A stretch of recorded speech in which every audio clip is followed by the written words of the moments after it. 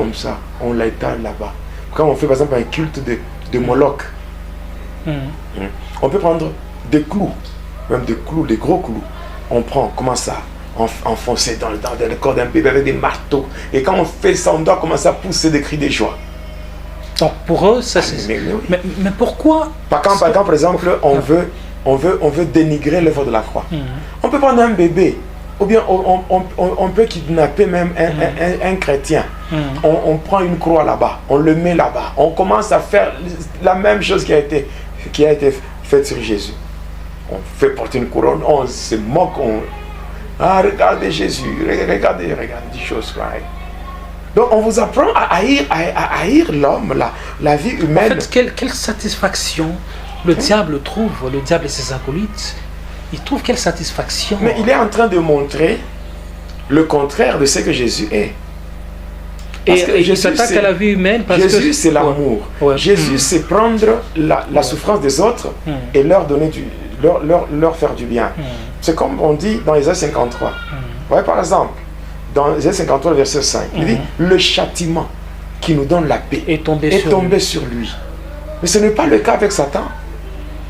Satan, lui, c'est faire souffrir. Quand les gens souffrent, ça lui procure un plaisir. Partant de ce que vous êtes en train de dire, je commence à imaginer vraiment l'amour de notre Dieu. Oui.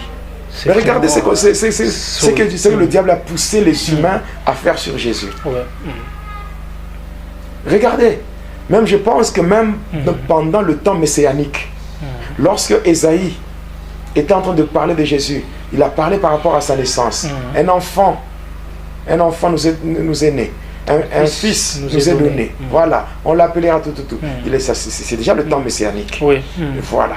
Maintenant, quand nous sommes dans Ésaïe 53, vous voyez, là, quand il commence à présenter l'homme de douleur. D'ailleurs, moi, quand je prends seulement l'œuvre de la croix, je prends seulement ce que Jésus a subi à la croix. Cela peut nous plonger dans une adoration sans limite. Voilà. Donc, on peut comprendre l'amour de Dieu. L'amour inconditionnel. L'amour de Dieu. C'est que le diable avait jugé bon de faire sur l'humanité.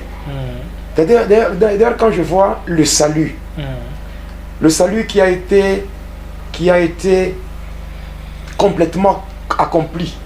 Quand le Seigneur dit, tout est accompli. Tout est accompli. Quand je vois ça, ça me dépasse. D'ailleurs, l'homme, ce qu'il a à faire par rapport au salut, c'est seulement choisir. Il n'a rien à faire, il n'a rien à fournir comme effort, à part un choix.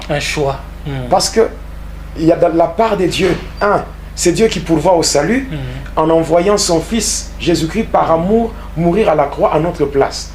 Et de deux, la punition que nous méritions est tombée sur Jésus. Voilà pourquoi il est dit, le châtiment qui nous donne la paix est tombé sur lui. Et maintenant, le salut est là. Le salut parfaitement accompli.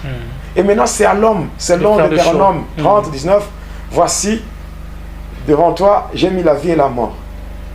La bénédiction et la malédiction, choisis la vie. Donc la vie est déjà là. C'est Dieu lui-même qui a pourvu à cela. En prenant la souffrance, la punition de l'humanité, il va jeter ça sur Jésus. Nous l'avons considéré comme puni, frappé de Dieu, humilié et abandonné de tous, l'homme de douleur, habitué à la souffrance. Voilà pourquoi je ne cesserai jamais de parler de Jésus. Je n'arrêterai jamais de témoigner si je vois les hauts faits que le Seigneur a réalisés pour moi. Quand je vois ce qui s'est passé dans cette pièce-là, quand je voyais comment le diable voit la nature humaine, la haine, cette haine qu'on ne sait pas estimer, cette haine qu'il a contre la nature humaine. Alors, si ça ne dépendait que du diable, personne ne pouvait résister. Le monde ne devait même pas exister.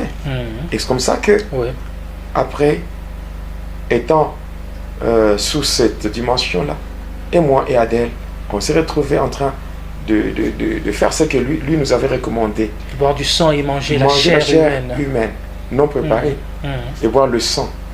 Et on avait fait ça, et on avait fini. Et vous avez fini tout le corps de ces bébés? Mais oui, tout. Tout, il n'y avait plus rien. Et c'est bizarre. Mais en fait, humainement parlant, même si tu prends la chair non cuite de quoi, du vache, tu ne peux même pas terminer ça, tu peux même pas broyer ça tellement que c'est amer. Donc en fait, tellement que c'est bizarre. Mais là, c'est la chair humaine. Bon, en fait, c'est ça.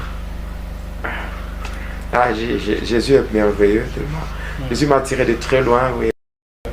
Je lui dis merci et je resterai toujours attaché à lui. Je resterai toujours attaché à Jésus-Christ. Voilà pourquoi, quel que soit ce qui m'arrive, quel que soit ce qui m'arrive, quelles que soient toutes les persécutions, quelles que soient les attaques, les empoisonnements et tout, je n'ai jamais abandonné le Seigneur. Il y a des fois, je suis malade, mais on m'invite dans une église pour témoigner. J'oublie ma maladie. Mais je pars d'abord. Je vais d'abord témoigner. Il y avait des fois, je témoignais, même le sang sortait de mes narines. J'avais préféré boucher mes narines avec l'ouate, mais continuer à travailler. J'ai fait ça. J'ai fait ça. J'ai souffert pour le Seigneur, mais je dis au final que la souffrance que je suis en train d'endurer dans ce monde, dans ce corps ici, ne peut pas se comparer à ce que Jésus a subi pour moi. Parce que lui, il est allé au-delà, jusqu'au sacrifice suprême, en donnant sa vie pour moi. Voilà. Alors, on a fini cette étape-là, nous étions sortis comme des cannibales. Tu peux dire ça? Oui. Donc, c'est horrible, c'est vraiment affreux. Alors, on est sorti de là, et cette pièce-là, on est sorti animé de... Nous étions animés en fait, de mauvais désirs, de tout ce qui est négatif, vraiment. Et là, vous avez fait, là directement, vous avez fait connaissance avec Adèle. Oui, mais Adèle est devenue maintenant, je dirais, mon associé. On était maintenant des partenaires dans le satanisme. Et beaucoup de choses, on les faisait maintenant à trois. On les faisait à trois. Mais elle était vraiment sans pitié, cette femme-là. Oui, je me rappelle, elle était vraiment trop sadique. Alors, on a évolué comme cela. On a évolué, je dis encore, j'attire l'attention de tout le monde. Faites attention. Protégez-vous et protégez vos enfants. Que le Seigneur continue à frapper vos ennemis d'aveuglement. Et que le Seigneur vous fasse grâce. Oui, que le Seigneur vous fasse vraiment grâce pour échapper à tout ce qui est comme projet cynique et machiavélique du diable et de ses agents. C'est vraiment très important. Oui, c'est vraiment très important avec ce que le pasteur vient de dire ici, c'est que le diable, ses acolytes, sont en train de chercher des sacrifices. Que vos enfants ou que vos frères ne soient pas de proie pour les sataniques ou pour le diable. D'où là, il faut faire attention et surtout, c'est confier en Dieu dans la prière, et aussi veiller sur... aussi la vigilance. La vigilance, aussi. La vigilance aussi doit être aussi appliquée. Sinon, voilà. Ce qu'il nous dit d'être doux comme des colombes, mais aussi d'être vigilant, souple comme des serpents. Et c'est ce que la parole de Dieu nous recommande. Alors, après ça, on a évolué. On a tellement évolué, jusqu'à ce que un jour, il va encore nous convoquer.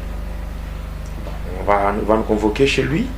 Et quand nous étions partis, il a dit que nous devrions effectuer un déplacement.